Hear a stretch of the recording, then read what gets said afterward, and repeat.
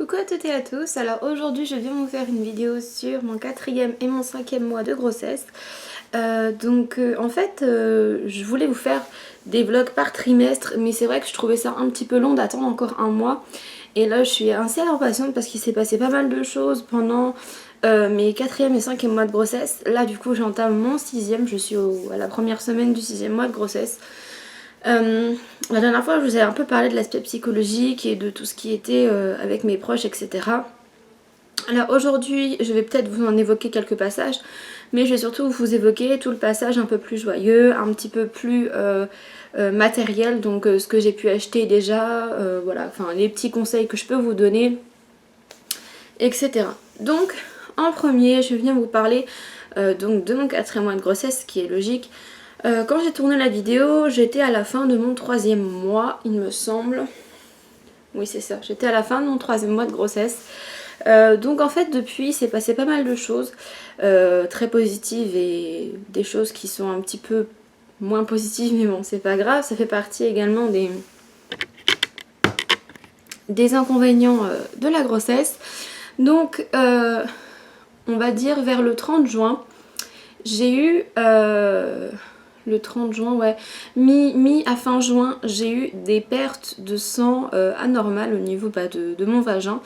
En fait, donc ça m'a un peu interpellée. C'est en fait le jour même où j'avais mon rendez-vous d'examen, en fait, de suivi à l'hôpital, puisqu'à partir de 4 mois, normalement, on est suivi à l'hôpital et on a des rendez-vous en fait tous les mois de suivi où en fait la sage-femme, regarde si tout va bien, nous pèse, prend notre tension, etc. et nous fait les ordonnances des différents examens qu'il y a à faire. Et donc en fait, donc le jour même en fait de ce rendez-vous-là, donc j'avais rendez-vous à 14 h et il m'est arrivé vers 10-11 h du matin que j'ai eu une grosse perte de sang. En fait, j'avais tout simplement fait tomber mon téléphone par terre, je me suis baissée pour aller le récupérer et j'ai senti qu'il y avait un truc qui coulait et je me suis dit waouh, c'est quoi? Mais j'avais eu aucune douleur, hein, rien du tout. Et c'est juste, je sais pas, le fait de me baisser, ça a fait couler du sang en fait. Donc je suis allée aux toilettes et là j'ai vu que j'avais une tache comme ça de sang, mais bien rouge. Alors surtout si vous avez des tout petits saignements qui sont plus rouge foncé, un peu marron, faut pas vous inquiéter, c'est normal, c'est des restes de sang ancien. Comme on n'a pas nos règles, on n'évacue pas vraiment le sang qu'on devrait évacuer. Donc du coup des fois il peut y avoir des petites pertes de sang comme ça, mais il faut pas filer aux urgences tout de suite. Et moi c'est vrai que ça m'a fait très peur parce que c'était vraiment très très rouge, hein, vraiment comme si on avait en fait nos règles quoi. Et je me suis dit oula, qu'est-ce qui se passe? Je me suis dit bon, de toute façon dans 2 heures je suis au rendez-vous, est-ce que ça vaut le coup de y aller maintenant, d'aller aux urgences et tout? Je me suis dit bon, je vais attendre, je vais m'asseoir, je vais me reposer, je vais attendre 2-3 heures et puis je vais voir si ça va mieux. Du coup je suis allée au rendez-vous, tout a bien été, etc. Et donc du coup elle m'a dit que c'était peut-être voilà un hématome sur le placenta. Donc le placenta c'est ce qui nourrit le bébé, donc ce qui relie le cordon ombilical du bébé à nous, donc le placenta. Et en fait on m'a dit que c'était peut-être ça, ou alors mon col qui, je sais pas, qui s'ouvre, enfin bref. On m'a dit en gros de faire une échographie, mais étant donné que c'était pas prévu, il fallait que j'aille aux urgences pour qu'ils me fassent une échographie pour voir si tout allait bien. Et à ce stade-là, j'étais à la première semaine de mon 4e mois. Donc du coup, le rendez-vous s'est très bien passé, etc. Alors oui, une autre précision, j'ai perdu beaucoup de poids en début de grossesse. En fait, si j'ai un conseil à vous donner, c'est les nausées, parce que j'en ai beaucoup souffert et des fois j'en souffre encore quelques matins. Les nausées, vraiment, il faut vraiment vous forcer à manger quelque chose. Vraiment, faut pas partir le ventre vide, faites pas comme moi parce que c'est pas bon du tout. Et bon, moi c'est pas plus mal si j'ai perdu du poids parce que je suis un peu en surpoids, donc au final j'ai moins, ça m'arrange un petit peu entre guillemets, et puis le bébé va bien, donc c'est le principal. Mais vraiment, si vous avez un poids normal de base, je vous recommande vraiment pas de faire comme moi, c'est-à-dire que si vous avez des nausées, Je sais que c'est dur, je sais qu'on n'a pas envie de manger, je sais que on a l'impression qu'on va vomir si on mange, mais c'est pas grave. Mangez, et même si vous devez vomir 2 ou 3 heures après, au moins vous aurez absorbé un peu de sucre, un peu de céréales, vous aurez absorbé un peu de nourriture en fait, parce que moi le truc que je me disais, c'est je me disais ça sert à rien que je mange si je vais vomir. Mais du coup en fait pendant les 3-4 premiers mois je mangeais jamais le matin. Et j'attendais des fois jusqu'à midi et demi, 13h pour manger le midi quoi. Et en fait j'étais tellement écœurée de rien avoir mangé. Ça, je sais pas, ça me faisait vraiment des maux de ventre. Et comme je mangeais rien en fait, le midi j'avais pas beaucoup d'appétit. Donc vraiment faites attention parce que l'alimentation c'est vraiment important. Alors il faut pas manger pour deux certes, ça on nous le dit à chaque fois, mais il faut pas non plus, c'est pas la grossesse, vous allez prendre du poids, voilà, vous allez prendre un peu de graisse, vous allez avoir des vergetures, vous allez avoir peut-être un peu de cellulite, faire de la rétention d'eau, peut-être avoir des varices, ça dépend de chacune d'entre vous, mais il faut pas vous stresser, c'est comme ça, c'est la vie d'une femme et il faut pas penser à tout ça. Moi c'est vrai que tout ce qui est vergetures, varices, j'en ai depuis ma grossesse. Bon les vergetures j'en avais déjà avant, mais là je commence à en avoir au niveau du ventre. Mais je me prends pas la tête parce que de toute façon je me dis que voilà, si mes vergetures elles ont été là, c'est que j'ai quand même voilà, je me suis occupée de fabriquer un enfant, donc c'est quand même pas rien. Et il y a des séquelles, il y a des petites choses sur votre corps qui vont changer et c'est tout à fait normal. Donc il faut pas vous prendre la tête, surtout au niveau de votre poids. Alors voilà, c'est pas une raison pour prendre 25 kilos, mais si vous prenez entre 10 et 15 kilos, c'est tout à fait le poids normal qu'on prend en grossesse, hein, sachant que entre le bébé, l'utérus, le placenta, le liquide amniotique, etc., vous allez vite voir quand vous allez accoucher qu'en fait vous n'avez pas pris tant de poids que ça, donc vraiment ne vous privez pas, voilà. C'est un des rares moments où on peut se lâcher entre guillemets, je dis bien entre guillemets, où on peut partiellement se lâcher sur ce qu'on mange et puis sur ce qu'on fait. Donc du coup, tout ça pour en revenir à moi, mes nausées, en fait ce que j'ai eu l'erreur de faire c'est que je ne mangeais pas assez. Et du coup, moi j'ai perdu beaucoup de poids parce que je puisais en fait dans mes réserves en fait de graisse. Et j'ai perdu 12 kilos en 2 mois à peu près, 2 mois et demi. J'ai démarré ma grossesse, j'étais à un poids qui m'a fait peur d'ailleurs parce que c'était une période où j'étais un peu stressée, etc. Donc c'est vrai que je me mangeais pas mal. Et puis depuis quelques temps, je faisais plus de sport, je bougeais plus, etc. Et puis là, c'est vrai que depuis ma grossesse, ça m'a motivée entre guillemets. Je sais que bon, je peux plus marcher comme avant, mais j'essaie de faire des activités un petit peu. Voilà, de marcher, c'est pas non plus une raison pour ne plus rien faire, hein, voilà. Sauf si vraiment on vous dit que vous êtes alité, que vous pouvez pas bouger, là oui, mais si on vous dit rien, marchez normalement. Voilà, après n'hésitez pas à vous asseoir quand vous en avez besoin, mais vraiment il faut marcher au moins 30 minutes par jour, vraiment faites un peu comme à votre habitude, sauf si on vous dit que c'est pas bon quoi, enfin à moins qu'on vous dise le contraire. Donc voilà, donc moi j'ai perdu pas mal de poids en début de grossesse et au rendez-vous prénatal, donc elle a été un petit peu étonnée en me disant qu'il fallait que je freine ma perte de poids parce que ça pouvait être un petit peu dangereux pour le bébé parce qu'on ne sait pas du tout le poids qu'il fait avant un certain moment. Donc on peut pas voir s'il grandit bien vraiment au niveau du poids et de la taille. Donc du coup il fallait faire attention. Aussi, au niveau des examens sanguins, vous allez avoir à passer la toxoplasmose. Donc c'est la maladie en fait, vous devez sûrement connaître, c'est en fait la maladie qu'on transmet par les chats. Donc personnellement moi j'ai un chat. J'ai jamais attrapé cette maladie parce que j'ai été étonnée, je me disais, ayant toujours eu un chat, je me suis dit bon ça se trouve je l'ai. Et au final je l'ai jamais eu, donc ce qui veut dire que je ne suis pas immunisée. Et quand on n'est pas immunisé par la toxoplasmose, on a un certain régime alimentaire à suivre, on a des ingrédients qu'on n'a pas le droit de manger. C'est un petit peu frustrant, mais je vous garantis qu'on s'y habitue. D'ailleurs je me demande si c'est pas aussi grâce à ça en fait que j'ai perdu du poids ou alors que j'en ai pas pris, puisque la toxoplasmose, on a tout simplement plus le droit de manger tout ce qui est cru, tout ce qui est séché, donc c'est-à-dire par exemple toutes les viandes crues en fait, donc toutes les viandes saignantes, etc. Toutes les viandes que vous consommez devront être cuites vraiment un max quoi, genre limite une semelle de chaussures. Je sais que c'est pas génial au niveau goût, etc. Mais c'est quand même votre santé, celle de votre enfant.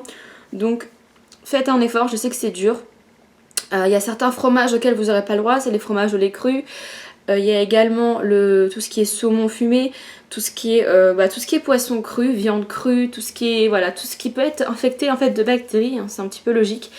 Et donc bien entendu la charcuterie, le saucisson, toutes ces choses là on exit. Donc on n'a plus le droit à ça, enfin moi en tout cas je n'avais plus le droit à ça. Et c'est vrai que les 2-3 premiers mois c'était un peu compliqué de me dire que je pouvais plus manger de ça. Mais au bout voilà, au bout de 3 mois franchement ça passe, on s'habitue. Et votre alimentation, franchement je vous garantis que si comme moi vous aimez bien manger les choses, vous aimiez bien avant votre grossesse manger les choses un petit peu grasses etc. Je vous promets que votre corps il va vous en dire merci franchement, parce que moi c'est vrai que je me rends compte que j'en mangeais trop etc. Donc ça au moins ça m'a aidé. Donc on a également donc la toxoplasmose à passer, la rubéole, donc ça c'est une ancienne maladie mais apparemment ça existe encore, je savais même pas, qui se transmet donc par les enfants etc. Donc ça c'est pareil, j'ai pas été immunisée parce que je l'ai pas attrapé en étant petite. Normalement on a un vaccin contre ça, alors le vaccin je crois qu'il est valable 10 ans et qu'il faut le faire donc tous les 10 ans. Moi j'ai dû oublier de faire le rappel ou alors je l'ai pas fait, ou enfin bref, en tout cas je n'étais pas immunisée. Ça entraîne pas de précautions particulières, enfin les gynécos vont vous le dire. Donc le 4e mois c'est vraiment bien passé, on va dire, il n'y a rien eu de fou en fait, sauf ces petites pertes de sang que j'avais de temps en temps. Mais franchement à part ça, ça allait. Ce qui était un peu dur, c'est comme vous avez pu le remarquer, enfin en tout cas si vous êtes en Île-de-France, c'était les grosses chaleurs. Alors j'ai vraiment eu du mal avec ça. Je suis quelqu'un qui ne supporte pas la chaleur, mais pas du tout. J'ai horreur de ça en fait. Tout ce qui est un temps trop sec, trop chaud et tout. Moi j'ai horreur de ça, j'ai horreur de transpirer, j'ai horreur, enfin j'aime pas du tout. Et en fait, donc j'ai eu mes vacances j'ai travaillé jusqu'au 30 juillet, donc jusqu'à la fin de mon 4e mois de grossesse. Et c'était vraiment compliqué pour moi parce qu'en fait je travaille dans une agence immobilière et il n'y avait pas de clim dans mon agence. Il n'y a pas de clim et en face en fait dans la rue de laquelle je travaillais, donc j'avais donc la vitrine qui donne donc sur une rue normalement qui est une rue piétonne et une route pour les voitures. Et en ce moment il y avait des travaux, donc la poussière, le bruit du marteau-piqueur, donc impossible d'ouvrir la porte de l'agence pour faire un petit peu de courant d'air. De toute façon il faisait tellement chaud dehors que limite c'était mieux que j'ouvre pas la porte.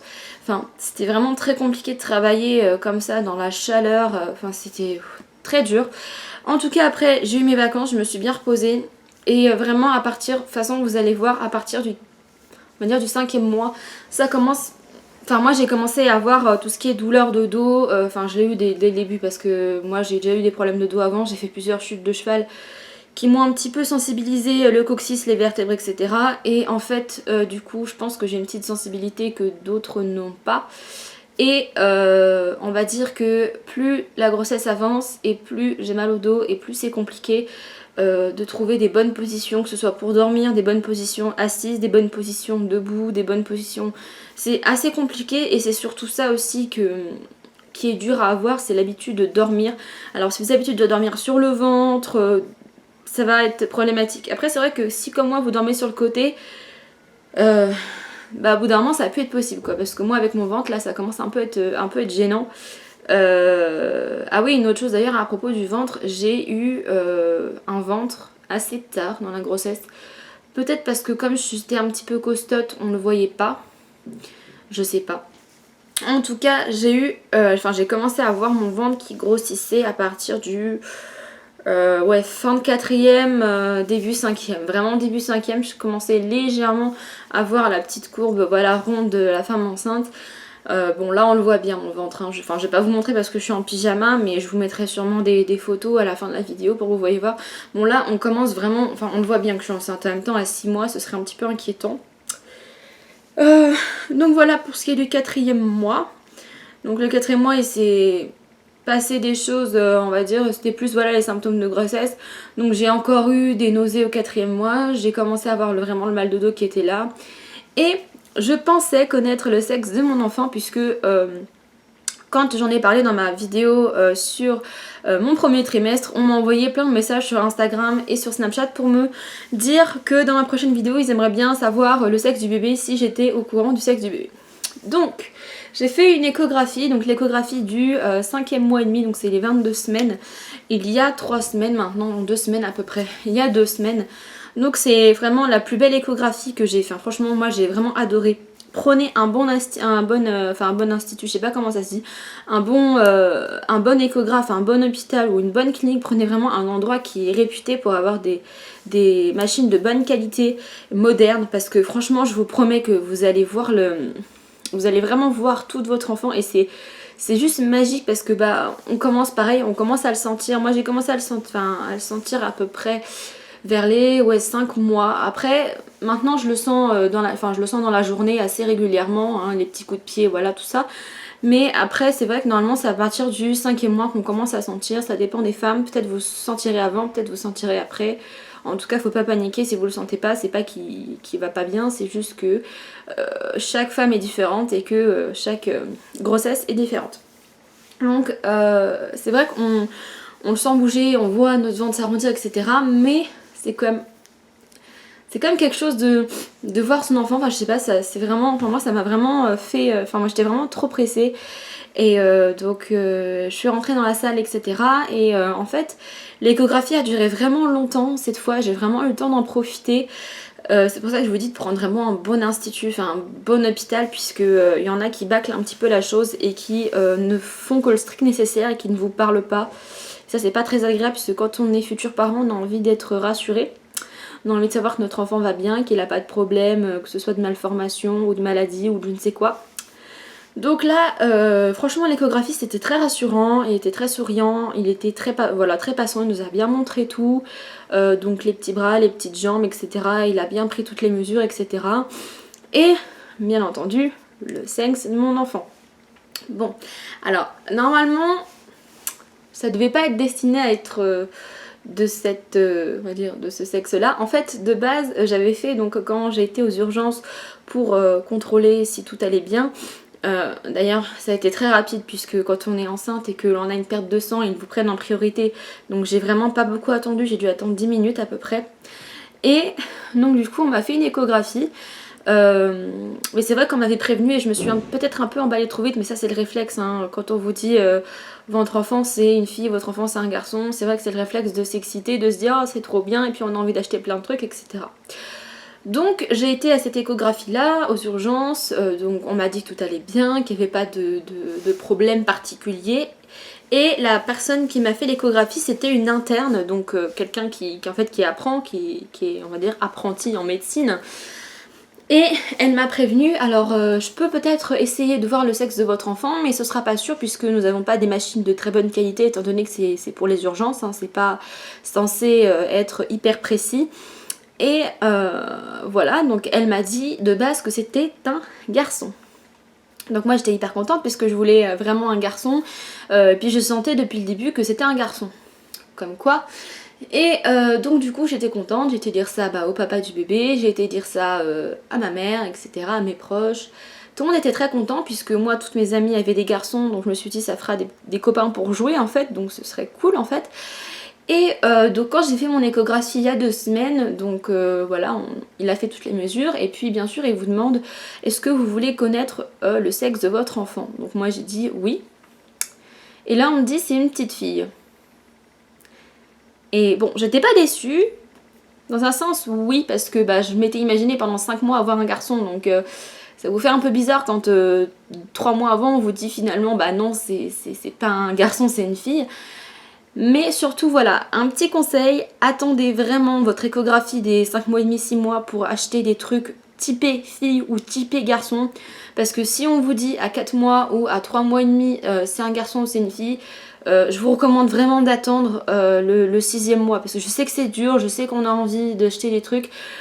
Ou alors acheter des trucs neutres comme moi, j'ai acheté, quand j'ai acheté des bodys, des pyjamas ou des choses comme ça, j'ai acheté du blanc, j'ai acheté du couleur crème, j'ai acheté du noir, du gris, donc des choses qui passaient pour les deux sexes parce que je me suis bien doutée, je sais pas pourquoi, je pensais que c'était un garçon, mais au final je me suis dit, j'ai eu une intuition qui m'a dit, n'achète pas de trucs trop typés garçons puisque on ne sait jamais. Et voilà, j'ai bien fait. Donc là, on est sûr à 100% que c'est une fille puisque il nous a dit que voilà, hein, à ce stade-là, si on ne voyait pas les testicules et le pénis, c'est que c'était une fille et en même temps, c'est un petit peu logique. Donc du coup, c'est bien une petite fille que j'attends et Donc voilà, là j'ai vraiment commencé à faire des emplettes, donc j'ai acheté pas mal de vêtements. Si je peux vous recommander certains magasins, alors je vous recommande vraiment Kiabi. Kiabi pour les enfants, c'est vraiment génial, ça taille hyper bien déjà, parce que moi j'ai plusieurs amis, comme je vous le disais, qui ont des enfants en bas âge et qui ont habillé leurs enfants pour la plupart à Kiabi. Alors déjà c'est vraiment... C'est de l'assez bonne qualité pour le prix, hein. Franchement, un pyjama à 4 euros. Après, il y a souvent des promos, genre 2 pyjamas achetés, le troisième offert. Des petits ensembles à 10 euros. Mais vraiment, des trucs hyper mignons. Il y a un choix immense, en tout cas pour les filles. C'est ça qui m'a fait du bien dans un sens. Parce qu'il y a un choix immense de trucs pour les filles. C'est fou. Quand moi je croyais que c'était un garçon, bah, je me dirigeais dans les rayons garçons. Et c'est fou la différence qu'il y a entre les filles et les garçons. Les filles, il y a vraiment de toutes les couleurs, quoi. Il y a du rose, du violet, enfin... Alors que pour les garçons, c'est que du bleu ou du noir. Enfin, il n'y a pas beaucoup de choses, en fait. Donc, j'étais assez contente de pouvoir acheter des choses un peu de filles. Donc voilà. Et ce que je vous recommande aussi, c'est à partir de votre, voilà, de votre 6e mois, de vraiment commencer à faire la chambre de votre enfant. On veut vraiment commencer à vous y mettre, puisque ça arrive très vite. Et que moi, c'est vrai que j'ai profité de mes vacances pour installer la chambre de ma fille, voilà, donc qui est aussi dans ma chambre, hein. Je vous ferai sûrement une petite vidéo room tour pour vous montrer un peu ma chambre et comment je me suis organisée. Si jamais vous aussi, votre enfant, que vous soyez étudiant, que vous soyez parent, trentenaire, etc. Si vous aussi vous n'avez pas vraiment beaucoup de place et que vous avez un besoin peut-être d'idées, d'organisation, etc. Peut-être que ça pourra vous aider, je ne sais pas. Donc je vous montrerai sûrement un petit peu mon installation. Donc en tout cas... Un petit conseil, comme je vous disais, attendez vraiment d'être sûr à 100% du sexe avant d'acheter des fringues vraiment trop garçon ou trop fille. Pour pas que vous soyez déçus en fait, puisque c'est vrai que quand on achète des petites robes, des petits trucs comme ça et qu'au final on vous annonce que c'est un garçon, bah déjà vous êtes un peu dégoûté puisque vous vous dites bah j'ai acheté ça et puis au final bah ça va jamais me servir donc je vais le donner, donc c'est de l'argent mis en l'air. Et voilà, donc faut pas faire trop de films quand on vous dit que c'est pas sûr, je sais que c'est dur, mais quand on vous dit que c'est pas sûr, vraiment vous emballez pas trop. Donc voilà, donc on m'a dit que c'était une fille. Et le petit point en fait qui me fait un petit peu peur maintenant, et c'est vrai que c'est pour ça que j'attends mon rendez-vous avec ma sage-femme assez impatiemment, c'est puisqu'en fait quand on m'a fait l'échographie, on fait une estimation du poids du bébé actuel et à la naissance. Et moi mon bébé est vraiment en dessous des courbes et ça m'a vraiment fait un peu peur. Bah, d'ailleurs l'échographiste aussi nous a dit... m'a demandé si je travaillais actuellement. Je dis oui je travaille, mais là je suis en vacances depuis 2 semaines, donc bah je fais pas spécialement d'efforts physiques intenses quoi, enfin je vais marcher, je fais les magasins, enfin comme tout le monde quoi. Et il me dit non, il faut vraiment que vous vous reposiez parce que là votre enfant il est vraiment trop maigre et il faudra faire une échographie dans 1 mois pour contrôler qu'elle grandit bien, etc. Quand on m'a dit ça, ça m'a un peu fait peur. Donc je me suis dit bon d'accord. Et on m'a également dit que j'allais sûrement risquer d'être arrêtée avant mon congé maternité. En même temps ça m'étonne pas et ça je préfère, puisque vous allez voir quand vous allez avoir votre congé maternité aussi, ce qui m'a un petit peu choquée, c'est que je pensais qu'on était arrêté vers 7 mois et demi, 8 mois max. Mais en fait on est arrêté à 8 mois et demi. C'est-à-dire qu'en fait... jusqu'à 8 mois et demi, genre jusqu'à 2 semaines avant d'accoucher, on va aller au travail. Moi personnellement c'est pas possible puisque je suis dans un travail où il y a besoin de bouger, où il y a besoin de marcher, où il y a besoin de monter des escaliers, de machin, de trucs, de sortir dehors, et voilà, je peux pas, enfin clairement je sais que je peux pas. Pareil, là pour l'instant j'ai pas de voiture, donc quand je vais au travail c'est hyper loin et je me vois pas aller au travail à pied jusqu'à mes 8 mois et demi de grossesse. Là on m'a dit clairement il fallait que je me repose, qu'il fallait pas trop que je marche, qu'il fallait que pas que je porte de charge lourde, parce que moi j'ai porté des charges jusqu'à 5 mois et demi en fait. Après quand on m'a dit ça, ça m'a calmée, maintenant je porte plus rien. Et limite les courses, si vous pouvez prendre genre juste le sac le plus léger, ou je sais pas, ouvrez la porte à votre mari, enfin voilà, mais vraiment à partir de 5 mois, portez plus rien quoi. Parce que c'est comme ça qu'il y a des petits accidents qui arrivent, enfin j'ai pas envie de vous faire peur hein, mais... moi c'est vrai que je me disais ouais je suis entre guillemets je suis une warrior, je m'en fiche, je porte des trucs, je déplace des meubles et tout ça. Non vraiment faites pas ça puisque après si c'est pour vous retrouver alité c'est pas la peine quoi. Donc moi je vous rassure, je suis pas alitée, mais c'est vrai que la personne m'a dit ce serait mieux de vous arrêter, parlez-en à votre sage-femme. Et je pense que c'est mieux pour moi aussi puisque ça se passe pas très bien avec ma patronne. Et puis de toute façon je pense que c'est mieux que je sois chez moi, que je sois au calme, que je sois dans un environnement adéquat, sans stress. Puisqu'au travail j'ai beaucoup de stress, j'ai des relations assez compliquées avec mon supérieur hiérarchique. En cours c'est pareil parce que je vous ai dit que j'étais en alternance, donc j'ai également des cours. C'est assez compliqué pour moi d'être en cours sur des chaises qui font très très mal. Je peux pas me mettre bien, je ne suis pas à l'aise, je ne peux pas sortir quand je veux pour aller aux toilettes. C'est vraiment très compliqué. Les profs ne sont pas très, on va dire, ne sont pas très compréhensifs. Voilà, c'est ça. Donc ce serait peut-être mieux pour moi que je m'arrête avant, en effet. Et de toute façon, si c'est pour être assise sur une chaise à longueur de journée, autant que je sois assise chez moi ou que je sois allongée chez moi confortablement, sans stress et sans avoir à me réveiller à 6h du matin, puisque de toute façon je sens que je vais pas tenir très longtemps ce rythme là. Donc voilà, pour ce qui est un petit peu des symptômes et de ce que j'ai pu avoir comme news depuis la dernière vidéo. Donc voilà, une petite fille qui est prévue pour mi-décembre normalement, si tout va bien. Donc voilà, j'espère que cette petite vidéo vous aura plu. Si jamais j'ai oublié d'émettre des informations, si jamais vous avez envie de savoir d'autres choses, si jamais vous avez juste besoin d'aide ou besoin de conseils, bah ne vous inquiétez pas, vous pouvez me laisser des commentaires. Moi je réponds toujours aux commentaires, il n'y a aucun problème.